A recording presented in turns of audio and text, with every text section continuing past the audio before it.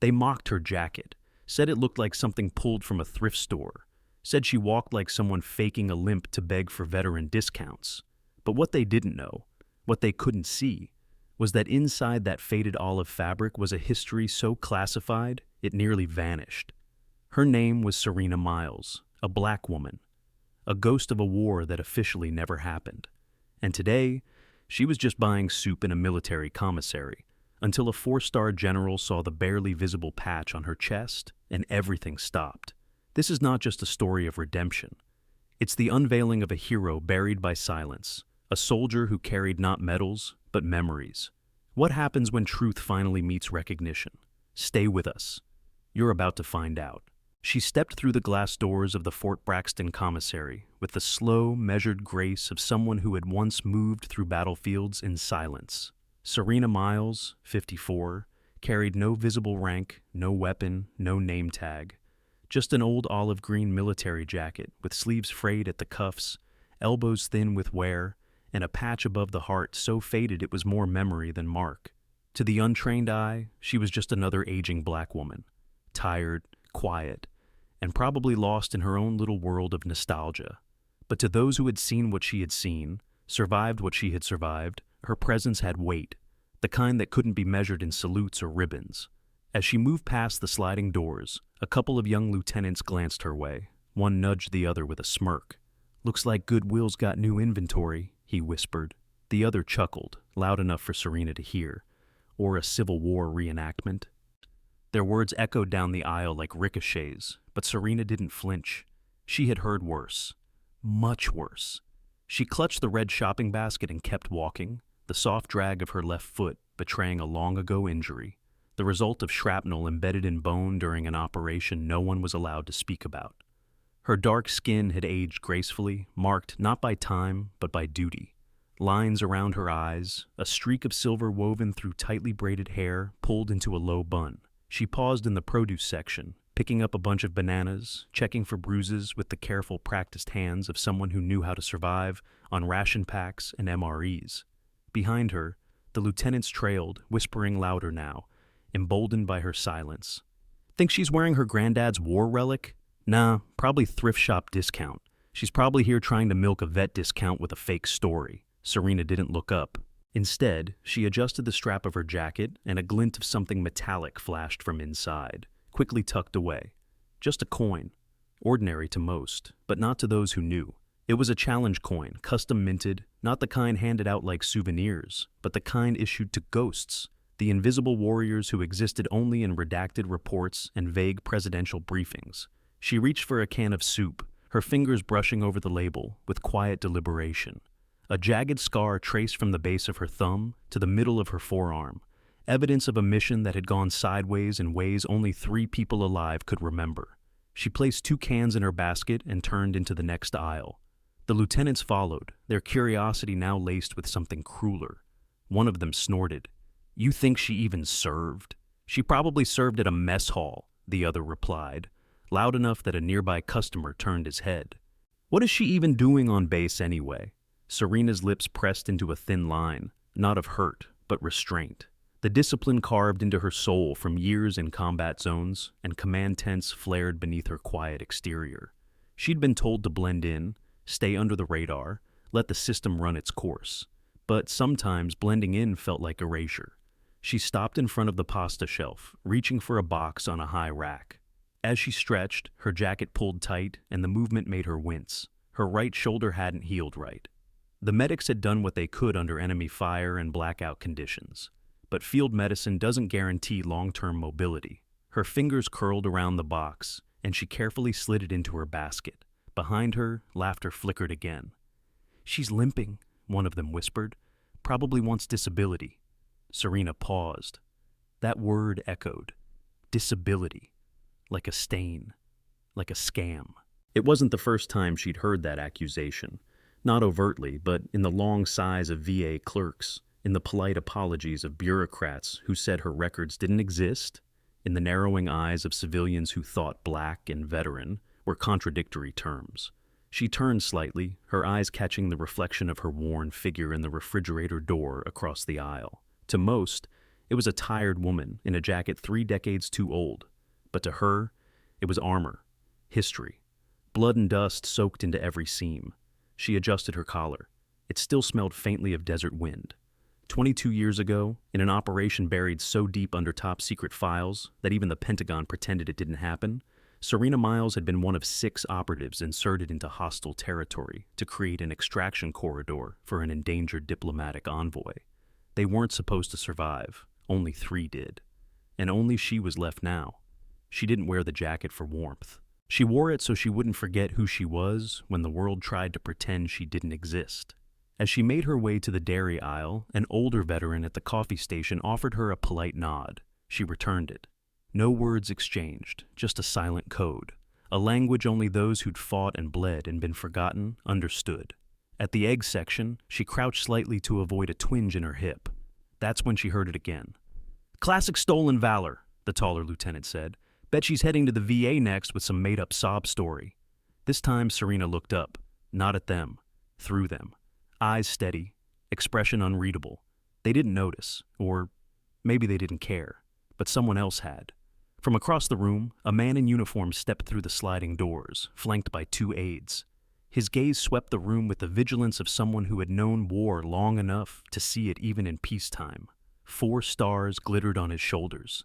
Serena's body went still, and so did his, because his eyes had just landed on her chest, where the faint outline of a long-forgotten patch had caught the light. The air inside the commissary thickened, and everything that came next was about to rewrite everything those young officers thought they knew about faded jackets and forgotten heroes. General Marcus Harris came to an abrupt halt, his conversation trailing off mid-sentence as his eyes locked onto the faint, worn shadow of a patch on Serena Myles's chest. The near-invisible emblem that once belonged to a unit so classified, even whispering its name outside of closed doors was forbidden. The 2 aides beside him took several steps forward before realizing their superior was no longer beside them. They turned, confused, their eyes following the direction of his gaze, until they too saw the woman standing by the dairy case, a carton of eggs in one hand, her worn jacket revealing just enough to make the impossible plausible. The noise inside the commissary dimmed as if someone had turned down the volume on reality.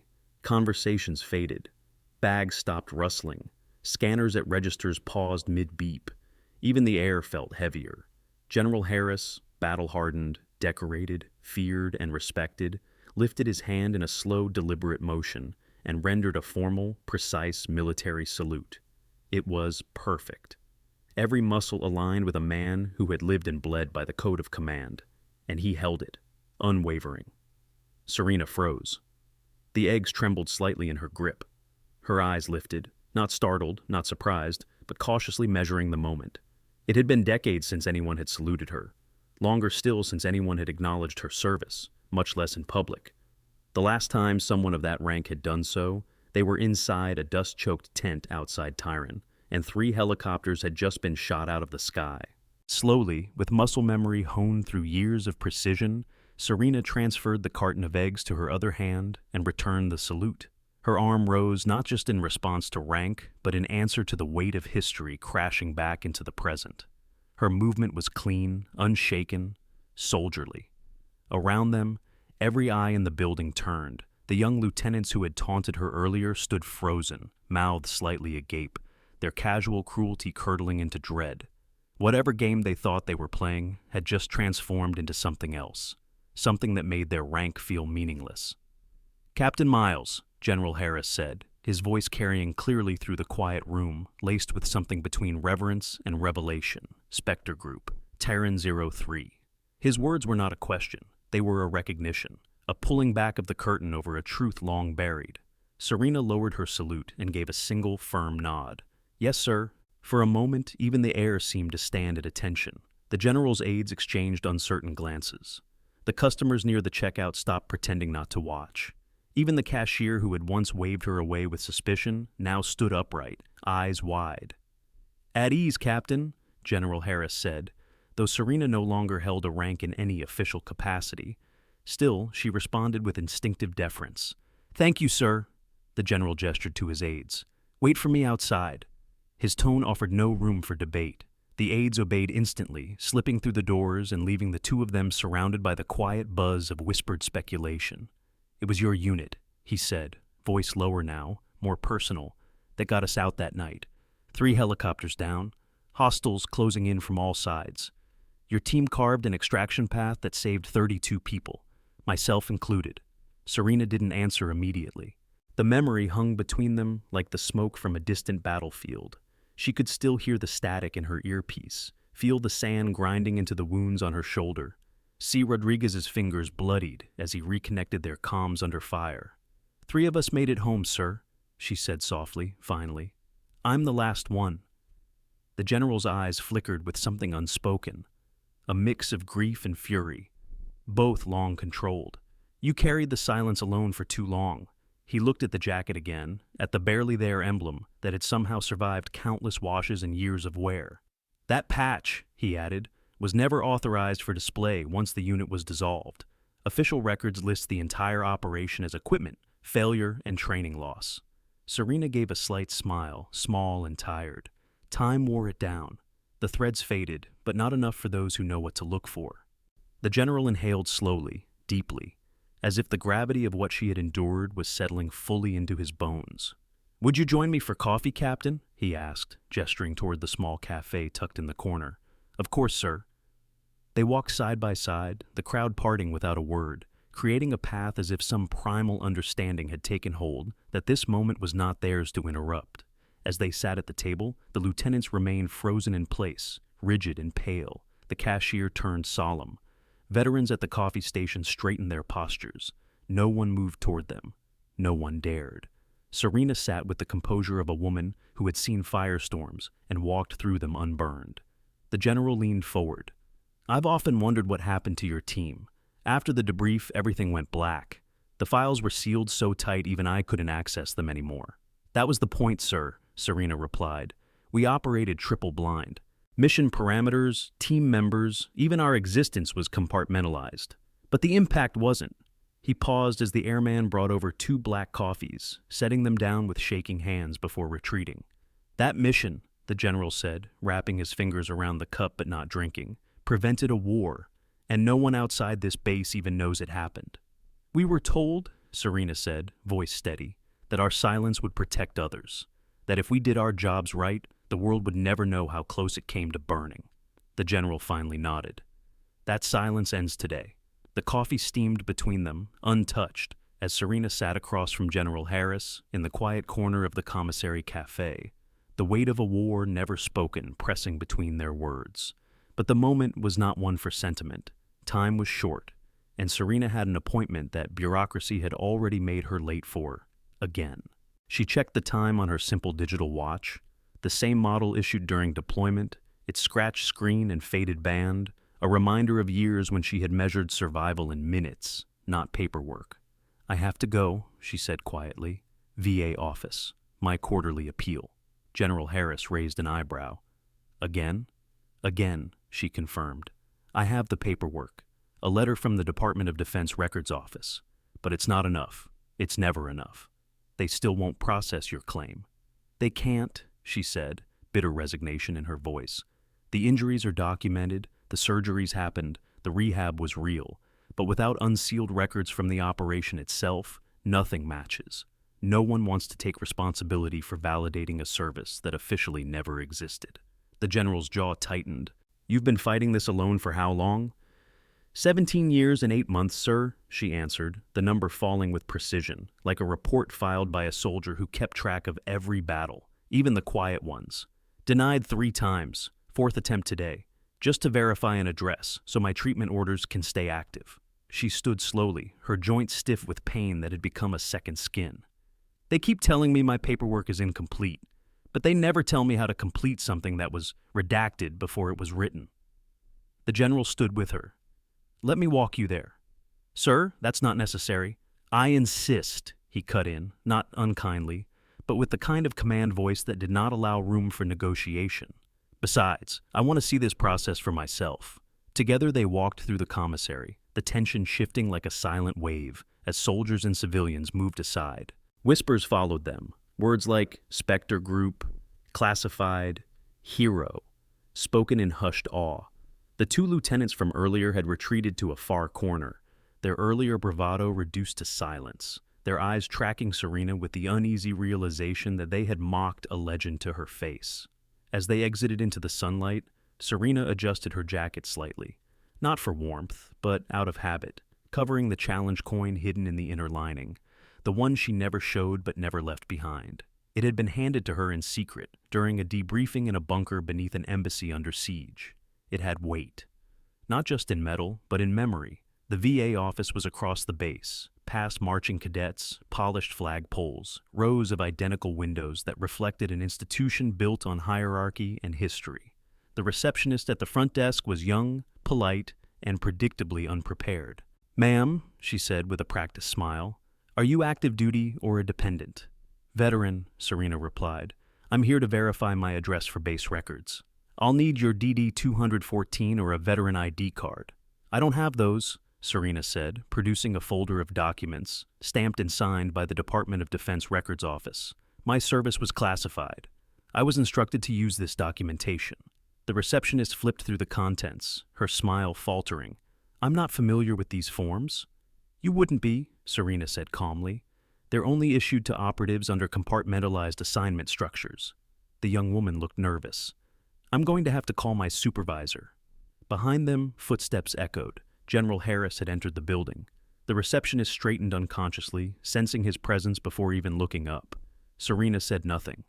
She was used to being questioned, sidelined, doubted. From the corner of the room, voices murmured. One of the lieutenants from earlier had followed them in, pretending to study a bulletin board, but clearly watching. A few enlisted men were seated, exchanging looks as if trying to piece together the scene they'd just walked into. The supervisor arrived, a woman in her 50s, efficient, clipped in tone. She reviewed Serena's documents with a furrowed brow. "I'm sorry, but this doesn't meet our standard documentation requirements." "It's all I'm authorized to carry," Serena replied, evenly. "Without access to unredacted files, the VA can't process my claims. This is the bridge document. It's been reviewed 3 times before, rejected 3 times before."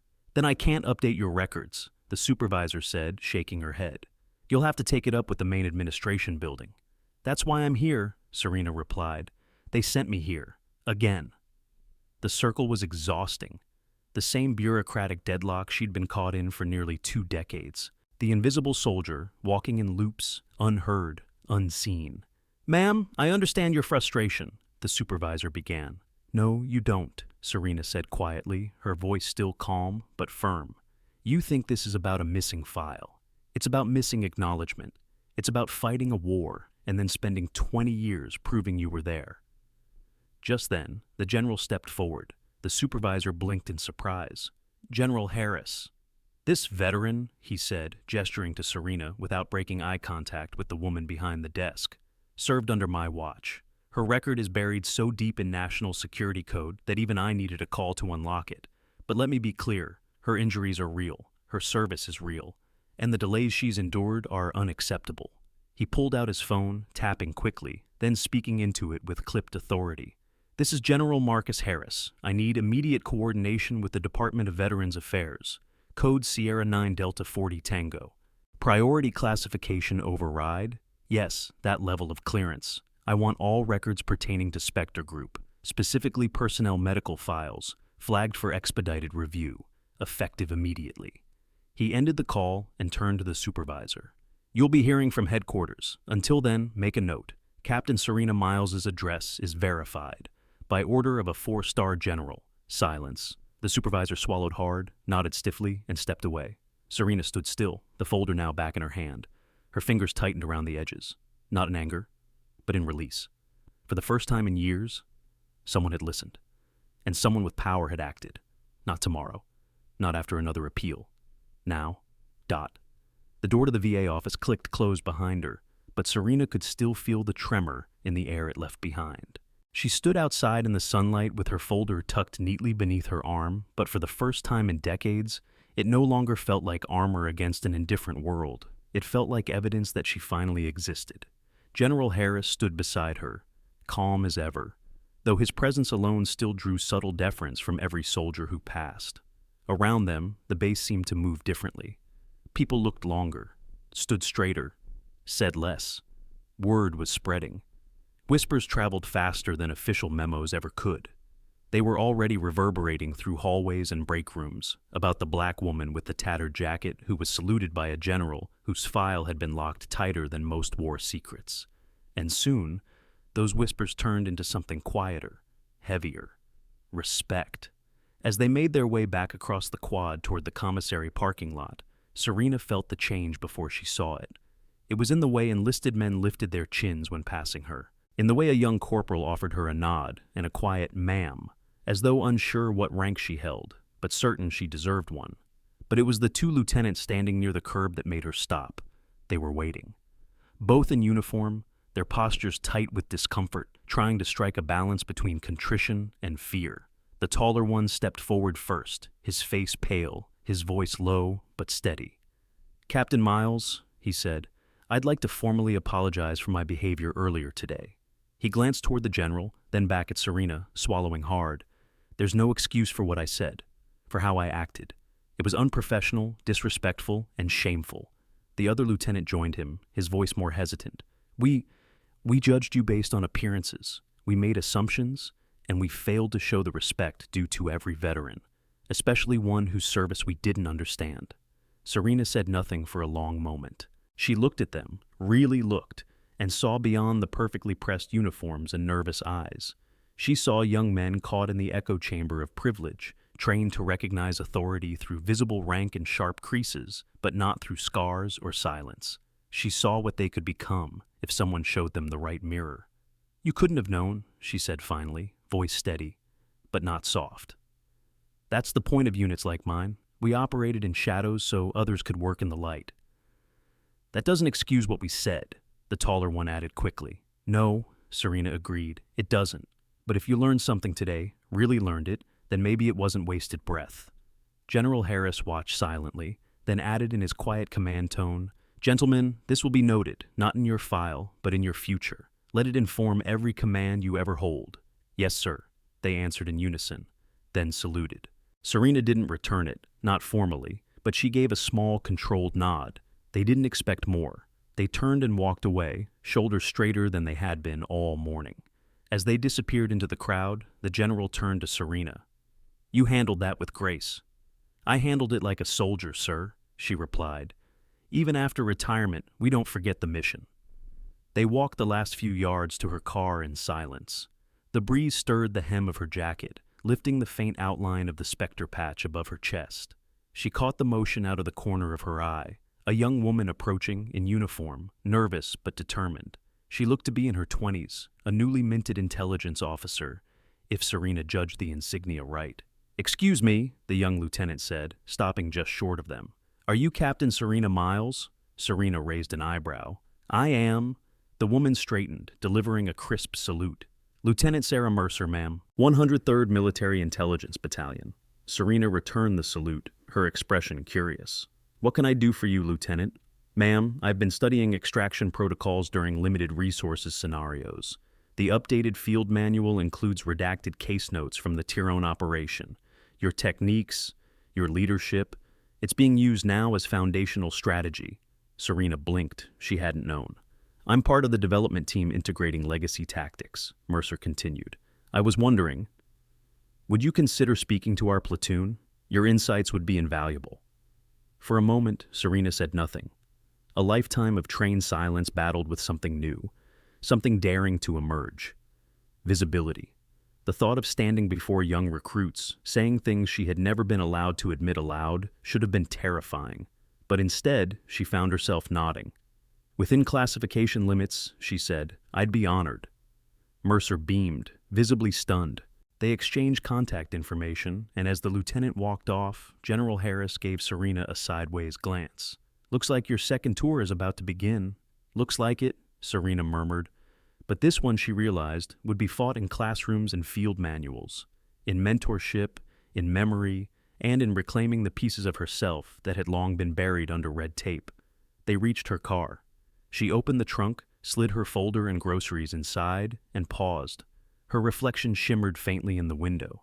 Not the ghost she used to be, not the invisible veteran walking endlessly between appeals and disbelief, but a woman with a story, one that was finally beginning to be told.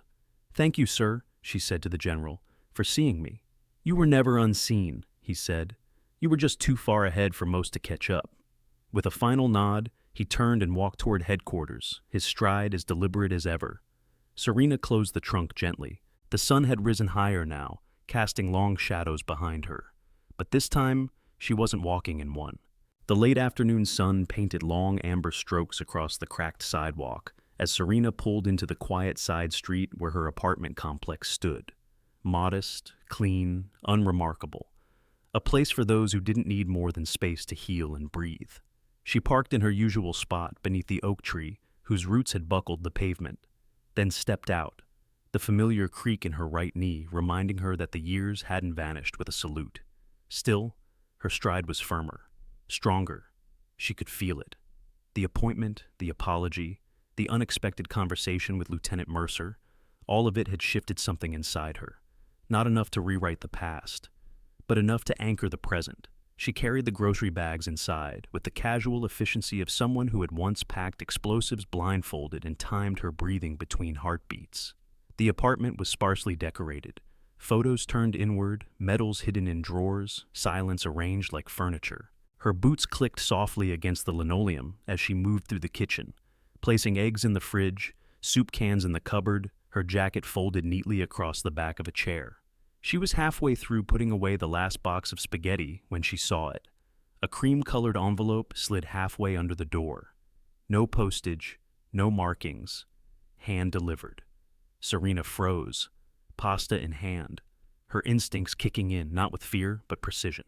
She placed the box down slowly, walked to the envelope, and bent to retrieve it. The paper was heavy, official grade, the kind used in situations that required weight before a single word was spoken. Her name was handwritten in tight military cursive. Serena Myles, no rank, no title, just does her. She opened it at the kitchen table, unfolding the single sheet inside. The seal at the top made her stop breathing for a second. The gold insignia of the Department of Defense, framed by an authorization stamp she hadn't seen in over 20 years. It was real. Not a printout, not a photocopy. Real. "Captain Serena Myles," it began, formally but directly, as if no time had passed since the last briefing she'd received. "This letter serves as formal notification that portions of Operation Tyran 03, including personnel records relevant to medical documentation, have been authorized for conditional declassification. Your record has been updated in the VA system and associated medical benefit channels as of 0900 hours today. In addition, the Department of Defense recognizes the need for strategic mentorship initiatives derived from Spectre Group legacy knowledge. You are hereby invited to serve as a senior advisor on the forthcoming Joint Tactical Extraction Training Program." Serena leaned back in her chair. Her heart was not racing, but it was heavy, weighted with disbelief, with memory, with an ache that was both familiar and foreign. She reread the paragraph 3 times. The letter didn't mention the salute, or General Harris. But it didn't have to. His fingerprints were all over this. She exhaled slowly, looking down at her hands. They trembled slightly, not from fear, but from something deeper, something like release. Her mind drifted, not into memory this time, but into possibility. She thought of the team, of Rodriguez and Callahan, and the silent rhythm of 6 people moving like one organism in hostile terrain.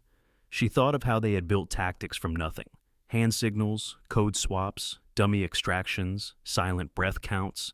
She thought of how much of that had never made it into any manual because they had never returned through the front door of history. Until now. A knock came at the door. Sharp, measured.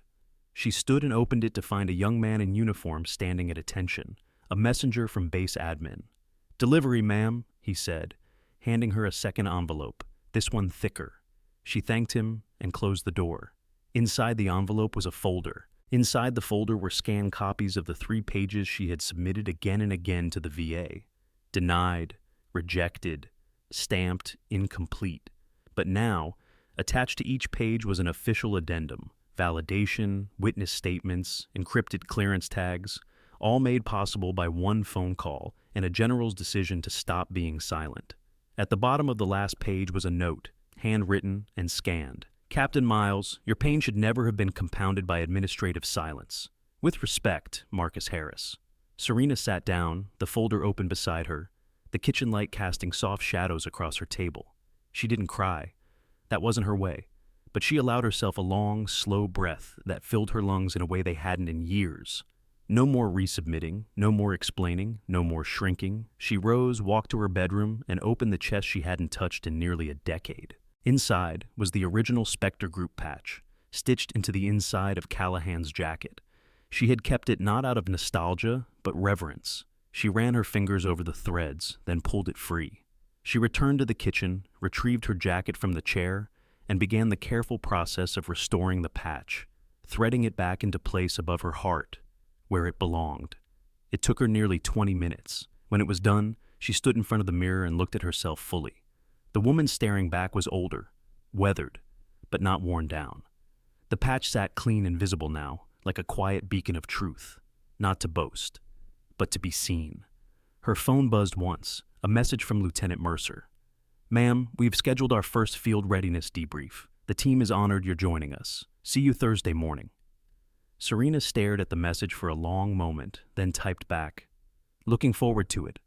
Bring questions. I'll bring ghosts." The training hall smelled of fresh paint and new ambition. Walls were lined with topographical maps, tactical loadouts, and whiteboards still gleaming from recent installation. Rows of chairs faced a raised platform. No podium, just space, deliberate and open. The air buzzed with the quiet hum of young soldiers shifting in their seats, trading glances, some whispering as they waited for the one guest speaker no one quite knew how to categorize.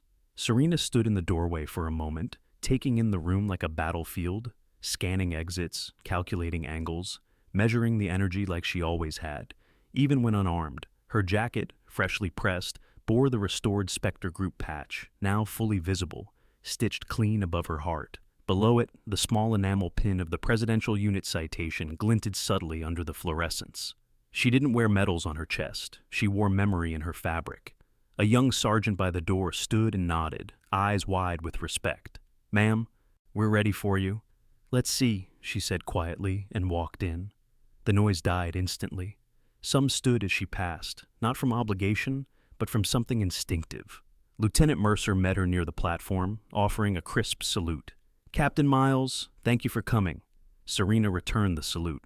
"Lieutenant," Mercer turned to the class.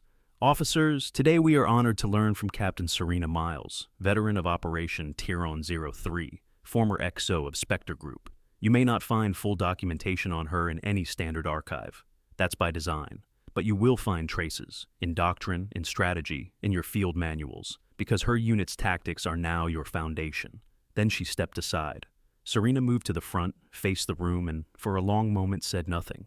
Her eyes scanned every face, fresh, alert, disciplined, but untested in the ways that leave marks invisible to ribbons or stars. She took a breath. "How many of you know what Spectre Group was?" A few hands rose, one cadet spoke. "Special operations, triple-blind protocol, no formal acknowledgement. Urban legends for most of us, ma'am." Serena gave a dry nod. "Correct. We were ghosts. When we operated, there was no radio chatter, no backup plan, no extraction if things went sideways.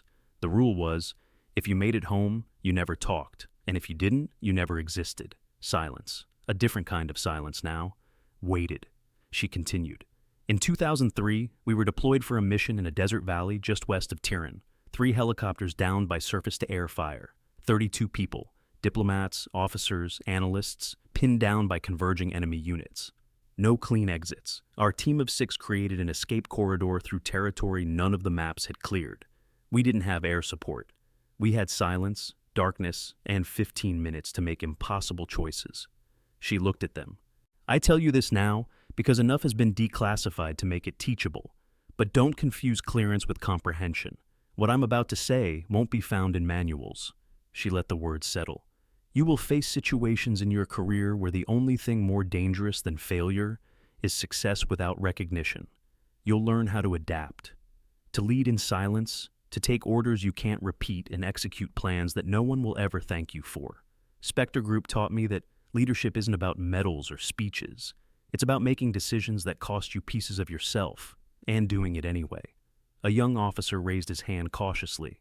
"Captain, did you volunteer for Spectre?" "No," she said. "I was chosen. Because I could listen better than I spoke. Because I didn't need applause. Because I could keep moving after losing someone beside me without breaking formation." She let her voice drop a tone. "And because I didn't flinch when things went quiet. Silence is a weapon. Learn to use it." Another hand rose. "What happened to the rest of your team, ma'am?" Serena's gaze softened, but she didn't look away. "Major Daniel Callahan, our CO, killed holding the perimeter so we could move the hostages. Rodriguez, comms, died maintaining signal under fire so Air Command could confirm the evac coordinates. Lieutenant Way and Sergeant Decker made it home, but didn't survive the decade. One to cancer, one to a silent room, and too many ghosts. That leaves me." The room held its breath. "We didn't get welcome home parades," she said. "We got redactions. And for 20 years, I fought for the right to say I was there." Lieutenant Mercer stepped forward. "That's why we asked you here, ma'am, so we don't repeat the mistake of forgetting." Serena nodded, then scanned the group. "Questions are good. But real growth comes when you listen past the noise. When you lead with humility, especially toward the ones who don't look the part, or wear a jacket too old, or walk with a limp that never got properly treated." Her voice sharpened, just a touch. "Respect is owed to action, not appearance." Several heads lowered, a few glanced sideways toward one another. She saw it. She recognized it. The ripple of reflection, of understanding, taking root. "Thursday mornings," she said, "I'll be here. I'll answer what I can. I'll teach you what they tried to erase, and maybe, just maybe, you'll carry it forward better than we were allowed to." When the session ended, they rose as she left, not because they were told to, but because it felt right. As she exited the room, the lieutenant beside her whispered, "Thank you, Captain." Serena didn't smile, not fully, but her voice, as it echoed in the hallway, carried something steady, something whole. "We don't need applause," she said. "We just need to be remembered." The call came just after sunset. Serena had just returned home from a second training session, her body aching in familiar places, the kind of pain that had once made her feel old, but now reminded her she was still moving. She set down her keys and jacket, walked past the half-unpacked folder of training materials, and pressed the button on her old landline as it rang a third time, her instincts kicking in faster than her thoughts. "Serena Myles," she said, voice clear but tired. There was a pause on the line, a breath. Then, a young woman's voice came through, unsteady but determined. "Ma'am, I hope this isn't a mistake. I'm sorry if it is. I got this number from a contact at the base." Serena straightened slightly, sensing the shift in the air. "Who am I speaking with?" "My name is Elena Rodriguez," the voice said, and for a moment time stopped. "My father was Specialist Javier Rodriguez. I was told you might know what really happened to him." Serena sat down slowly at her kitchen table, fingers tightening around the receiver. The name hadn't been spoken aloud in over 20 years, not like this, not by blood. "Yes," she said after a beat. "Yes, I knew your father." The voice on the other end cracked with emotion. "They told us he died during a training mission. But recently, someone sent me a scanned file, redacted, but it mentioned a communication specialist during an extraction. I did some digging. I found the Spectre patch. I found you." Serena closed her eyes, the ache behind them pushing forward. "Elena, your father was one of the bravest people I've ever known. He died transmitting our coordinates under live fire. Without him, 32 people would have been lost." There was silence, then a sob, muted, shaky. "I grew up thinking he made a mistake, that he tripped on live wires or forgot protocol. That's what they told us. But I always thought it didn't feel right. He was careful. He was a hero," Serena said firmly, gently. "He stayed on the comm line when we told him to run. He held that channel open until the last second. He saved us. Me." "Why didn't they ever tell us?" Elena whispered. "Why hide it?" Serena's voice cracked for the first time in months. "Because sometimes the truth gets locked away for reasons that don't care about families, or legacy, or pain. It gets boxed and sealed and forgotten because someone higher up is afraid of consequences. It shouldn't have been that way." "They said he had no remains," Elena said, her voice hollow. "That there was nothing to send home." "There wasn't," Serena said, "but I kept something." She stood slowly, moving across the room to the drawer she hadn't opened since the day she returned from that mission. Inside, wrapped in cloth, was a tag, bent, burned at the edge, but his name still visible. "I kept his dog tag," she said into the phone. "The spare he carried in his boot. I was the last to see him alive. I couldn't leave him behind, so I brought what I could. I've been holding on to it all these years, waiting for this call." Elena choked back a sob. Can I meet you?" Serena swallowed the lump rising in her throat. "Yes, of course. Where are you?"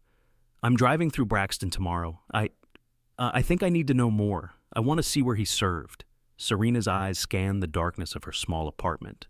Tomorrow would be different. Again. A new chapter written over old grief. "I'll be waiting," she said softly, "and I'll bring the truth." The call ended with nothing but breath on both sides. Serena sat there long after the dial tone returned, her hand resting on the folded cloth that contained the tag. She had carried it across deserts, across decades, and across silence. Now it would finally return to where it belonged. That night, she didn't sleep. Instead, she laid the tag on the kitchen table, beside the scanned letter from General Harris, beside the folder of Spectre Group addendums, beside her restored patch. A vigil not of candles, but of memory, and steel, and truth. At dawn, she ironed her jacket again, folded it with care, and beside it, she placed a small box. Inside it, the bent dog tag. The story no one had ever told, the legacy they'd tried to erase. And tomorrow, she would pass it to the daughter of a man the world had forgotten. But not her. Never her Dot.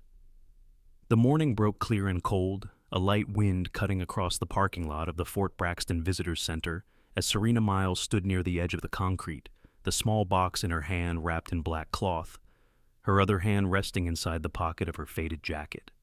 The specter patch above her heart caught the early sun, no longer just a memory, but a statement. She spotted the sedan before it turned fully into the lot. Silver, clean, a rental. The driver's posture was unmistakable. Tight hands, careful glances, unsure whether she was about to find closure or reopen a wound never fully stitched. Serena didn't move as the car pulled to a stop. The door opened slowly. A young woman stepped out, maybe 26, maybe younger, with the same proud brow and dark, intelligent eyes Serena remembered from Rodriguez's photo, the one he kept tucked behind his comms kit like a hidden heartbeat. Her posture was hesitant, her breath visible in the air, and for a moment she just stood there, staring at Serena as if unsure she was real. Serena took a step forward. "Elena," the young woman's lips parted, a whisper escaping. "You're her."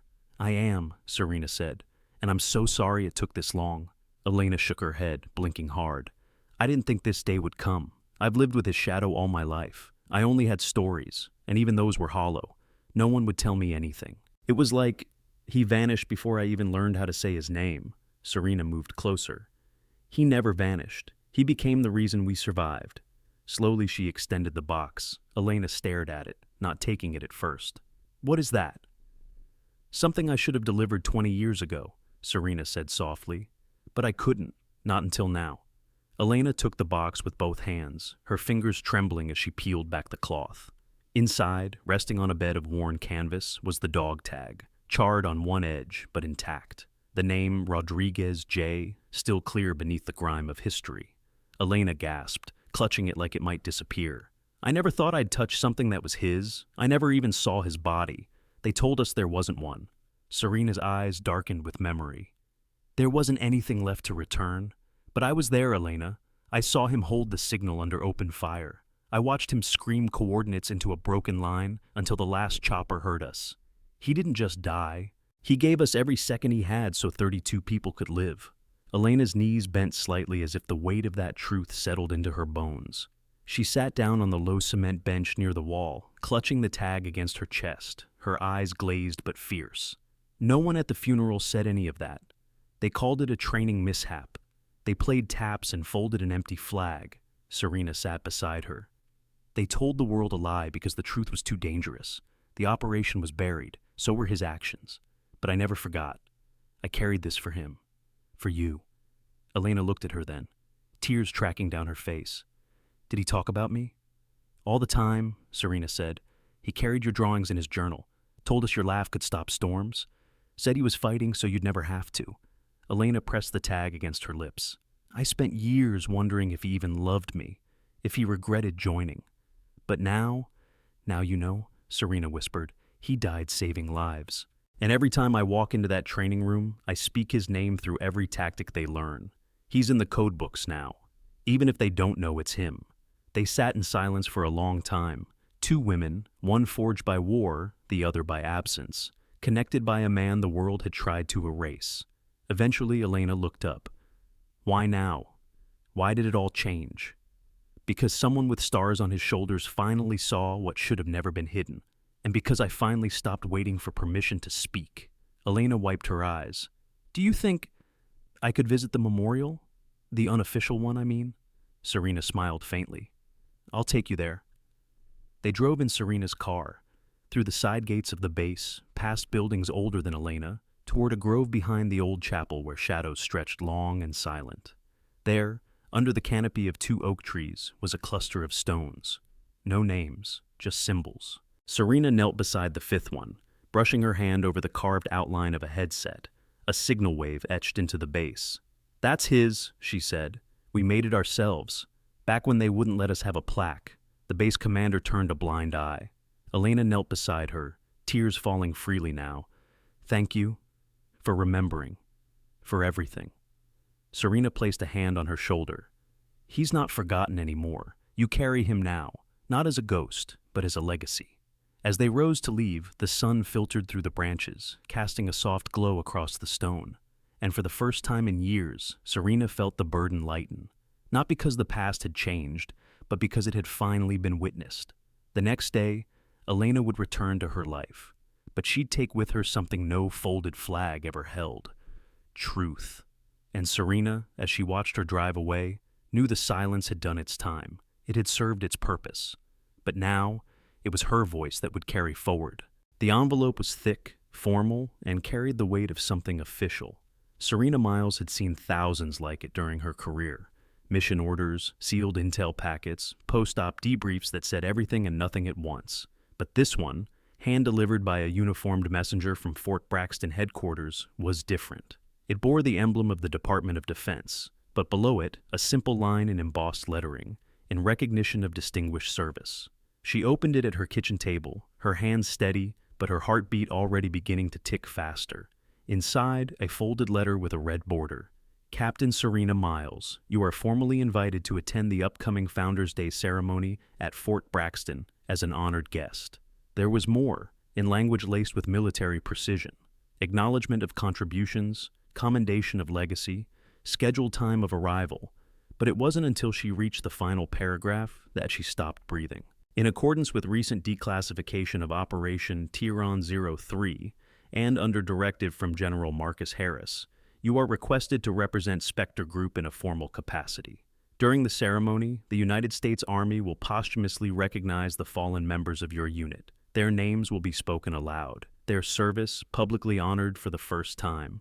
Serena's fingers trembled slightly as she traced over the words, as if by doing so she could bind them to reality. She read them again, slower this time. Their names will be spoken aloud. She stood slowly, moved to her bookshelf, and pulled down a worn notebook. Thick, leathery, its spine cracking with age. She opened it to the third page, where 5 names had been written in ink that had long since faded but never blurred.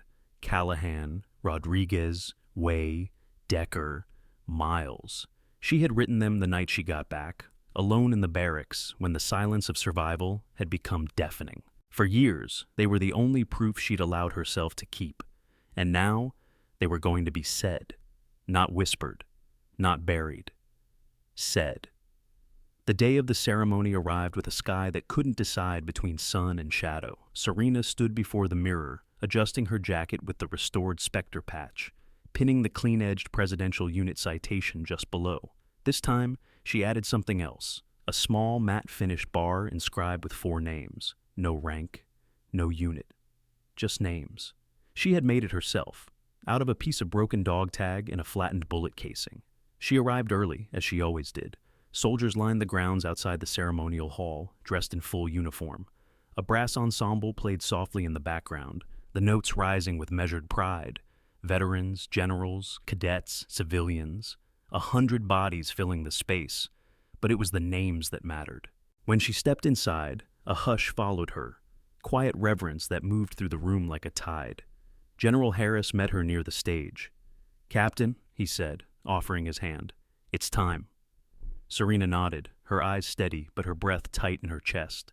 "You made this happen?" she said. "No," he replied. "You did. I just kicked open the door."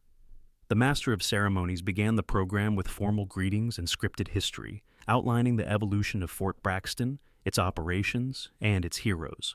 Serena stood to the side, still, waiting, listening, until finally the podium shifted. "Today," the speaker said, "we gather not just to honor what is known, but what was hidden. We acknowledge the brave men and women who have carried out missions too classified to be recognized, too costly to be forgotten." The audience sat upright. The air changed. Operation Tyran 03 was, until this year, buried in redacted files. But thanks to recent efforts by military leadership and the brave testimony of those who survived it, we now bring their story to light. Serena stepped forward at her cue. Her boots made no sound on the stage, but every eye followed her as she took her place behind the microphone. She did not read from notes. She did not need them. "We were 6, she began, tasked with doing the impossible in a place the world wasn't supposed to know we were. We had no backup, no rescue plan, no chance of survival, but we did it anyway." Her voice carried not just to the room, but through it. "We saved 32 lives. We lost 4 of our own, and for 20 years, their names were never spoken outside our memories."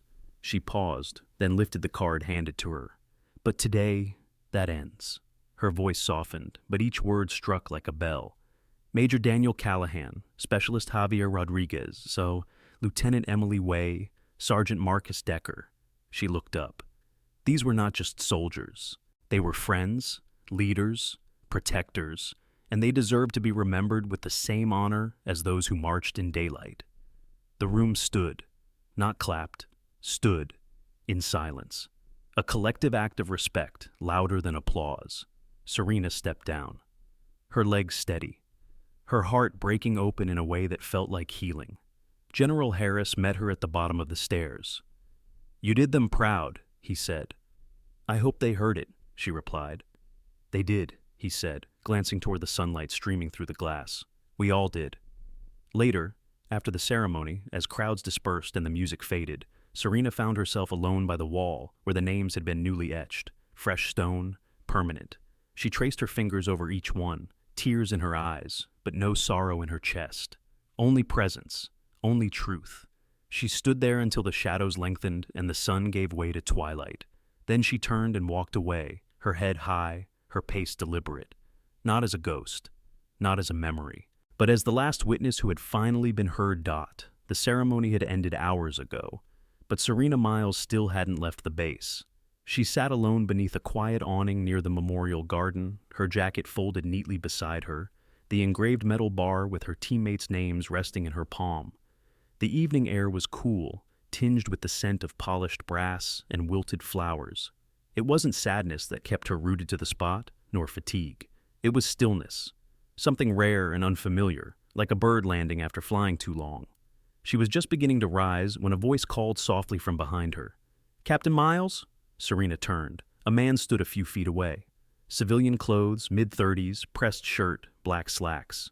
But his posture gave him away. Upright, military-born, disciplined. His face was clean-shaven, but his eyes looked too old for his age. "Yes," she said cautiously. "I'm Serena." He stepped forward, extending a hand. "Nathan Callahan. My uncle was Major Daniel Callahan, your commanding officer." Serena's eyes flickered with recognition and something deeper, an ache that never fully left her bones. She took his hand, firm and slow. "You have his eyes." Nathan smiled faintly, pain tucked neatly behind courtesy. "That's what my grandmother says." "She's still alive?"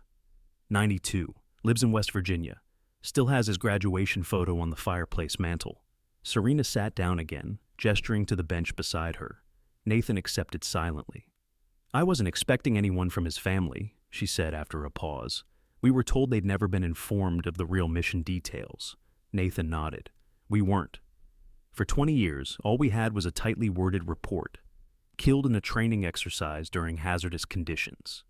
But last month, someone from General Harris's office reached out, told us there had been a reclassification, that my uncle had been part of something historic, that we might want to attend today.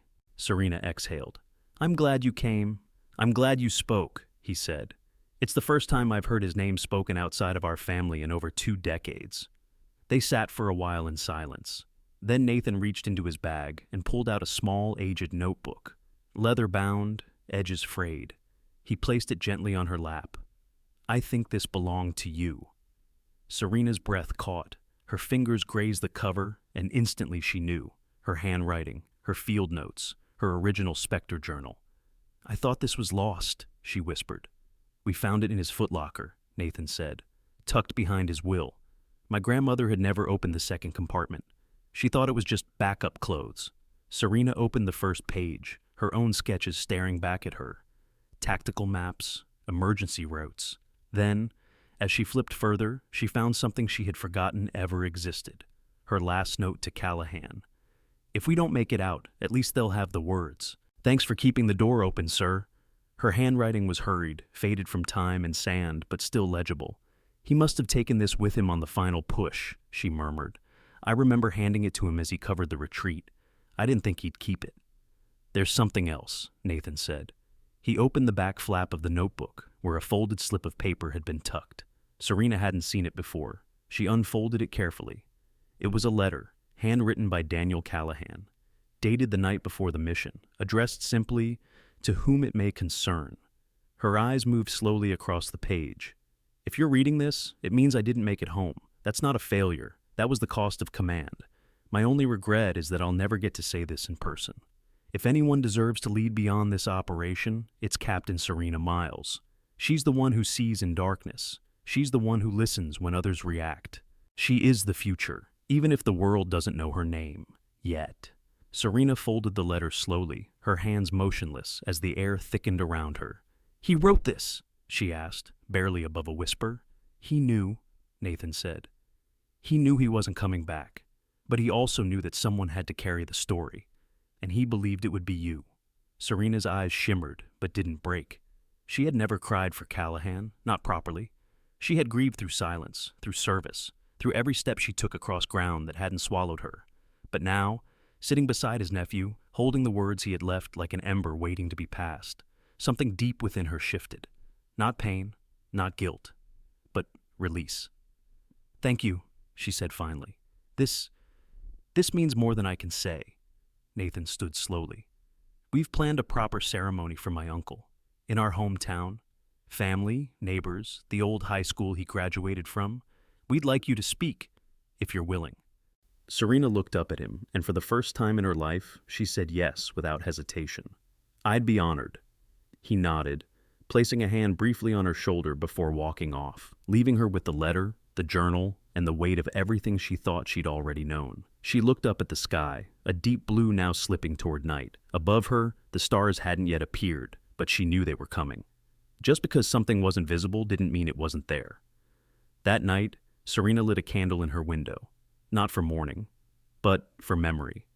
Because now, the story had one more page, and this one, she wasn't going to write alone. The hills of West Virginia rolled past the passenger window like quiet waves, steady and green under a soft autumn sky. Serena Myles sat in the back seat of the black sedan, her hands resting lightly on the leather box in her lap. Inside were 3 things: Daniel Callahan's final letter, the engraved metal nameplate she had worn since the ceremony, and the old field journal that had once belonged to her but returned to her by way of his death. It had been years since she'd come this far east, even longer since she'd worn her uniform outside of official military grounds. But today, she wasn't here for command or protocol. She was here for family, not hers, but his. And somehow it felt no different. The car turned off the main road and onto a gravel path, leading up to a white-steepled church, nestled between a grove of tall elms. Flags lined the walkway. Neighbors stood in clusters, murmuring. Young men in ROTC uniforms handed out printed programs, their faces solemn but proud. The headline read, Major Daniel Callahan, honoring a legacy once hidden. Serena stepped out of the vehicle, and the murmurs stilled. She wore her full-dress uniform, the Spectre group patch prominent on her shoulder, the restored unit citation glinting on her chest. At first, it was just silence. Then someone whispered her name, and slowly, almost reverently, people began to nod, not just in recognition, but in welcome. Nathan Callahan appeared at the church doors. His face was calm, but his eyes searched hers with something deeper than gratitude. "They're ready for you," he said, "but no one expects a speech, just your truth." Serena gave a quiet nod, clutching the box tighter as they walked together into the chapel. The pews were filled. Family, friends, old classmates, even a few veterans in faded jackets who had driven for hours just to pay their respects. At the front, resting on a polished table, was a framed photo of Daniel Callahan in uniform, flanked by an American flag and a bouquet of white lilies. Behind it, a banner read, "For those who served in silence." Nathan stepped to the podium first, speaking briefly about his uncle, his strength, his discipline, his strange but sharp humor. Then he stepped aside. Serena approached the podium with slow, deliberate steps, every heel strike echoing louder than any applause. She didn't bring notes. She didn't need them. The moment she looked out at the sea of waiting faces, she felt something shift in her chest, something she'd kept locked behind duty for too long. "I first met Daniel Callahan under a desert sky that never forgot to burn," she began. "We were strangers assigned to the same mission, part of a unit that didn't officially exist. No names, no patches, no promises of return." Her voice didn't waver. "We were sent to save people no one would admit were in danger, and when the worst happened, when we were surrounded, when the last extraction plan crumbled into dust, it was Major Callahan who stood up and said, 'We make a door where there isn't one.' And he did." She paused, swallowing against the surge of emotion. "He held that perimeter alone. He made sure we had a window to run. And then he closed it behind us. He knew what he was doing, and he did it anyway." Faces in the pews glistened with tears. Some held hands. Some simply looked down, as if afraid to meet the gaze of so much truth at once. "We couldn't tell you what he did. We weren't allowed to. But I carried that memory. Every day, every year. I carried it because I knew someday, someone in this room would need to hear what he really was." She stepped back from the podium, opened the small box, and removed the letter. "This was written by him the night before we deployed. I won't read all of it, just the part that belongs to you." She unfolded it, and her voice dropped lower, more intimate. "My only regret is that I'll never get to say this in person," she read. "But if anyone ever hears about us, if anyone ever stands where I fell, I hope they know this wasn't just sacrifice. It was conviction. I didn't die for a flag or a title. I died to make sure the people I served with lived. That's enough." She folded the letter again and placed it carefully beside the photograph on the table. That's who he was. Not a name in a database, not a casualty of fiction, but a man who chose others over himself until the very last moment. She stepped back. The silence afterward was not empty. It was sacred. A space held open by truth. As the ceremony ended, people lined up to speak with her, not out of obligation, but out of genuine gratitude. An elderly man who had taught Callahan in high school math. A woman who had once dated him in junior year and never stopped remembering his laugh. A young boy who wanted to be in the army and asked if she thought being brave hurt. And then, just before Serena was about to leave, a woman approached slowly, white hair, fragile shoulders, but eyes sharp with recognition. "You were with him, weren't you?" she said. "Yes, ma'am," Serena replied. "All the way to the end." The woman nodded, placing a weathered hand on Serena's. "Thank you for bringing my boy home," Serena's voice caught. "I only brought the story," she said. "But I hope that's enough." "It is," the mother whispered. "It always was. We just never knew it." That night, Serena didn't drive back. She stayed in a small motel near the church, overlooking a hill speckled with headstones and pine trees. She sat by the window with the journal open on her lap, a pen in her hand, and for the first time in over 2 decades, she began to write again. Not field notes, not mission reports, but the story of a man who built a door for others, and of the woman who finally stepped through it. 3 months had passed since the memorial in West Virginia, but the weight of that day lived in Serena Myles's breath, her stride, her voice. It lived in the way she stood now, at the front of a training hall, in a space once filled with whispers and doubt, now lined with sharp uniforms, sharpened minds, and a deep, growing reverence. Every Thursday, the chairs filled faster, Not because it was mandatory, but because word had spread. About the black woman in the faded jacket who once vanished from the records and reappeared in history. Not with noise, but with undeniable presence. Cadets no longer whispered her name. They said it with clarity. Instructors no longer questioned her documentation. They quoted her tactics. And somewhere in the Pentagon, a new field doctrine manual had just added a case study under the title, Extraction Under Zero Visibility Conditions, the Terran model led by CPTS Myles. Today, Serena walked across the room with steady, practiced steps, her limp still present but softened, controlled by months of physical therapy, now covered by the VA without question. Her posture no longer fought to be noticed. It was noticed. She reached the whiteboard and scrawled a word in thick, deliberate strokes. Presence. Then she turned to the room. Today we're not talking about firepower. We're talking about what it means to hold ground with nothing but your body and your word. In 2003, I led a 4-person team through a burning corridor in complete blackout. No comms, no air support. We didn't have rank. We had presence. A hand rose in the back. A young officer with sharp eyes and a restless mind. "Ma'am, presence. Is that instinct or training?" "It's both," Serena replied. "It starts as instinct, but you shape it through pain, through trust, through knowing what happens when you disappear and have to keep leading anyway." She paused, letting them absorb it. Presence is what speaks for you when your voice is gone. After the session ended, the class lingered as always. A few stayed back to ask questions.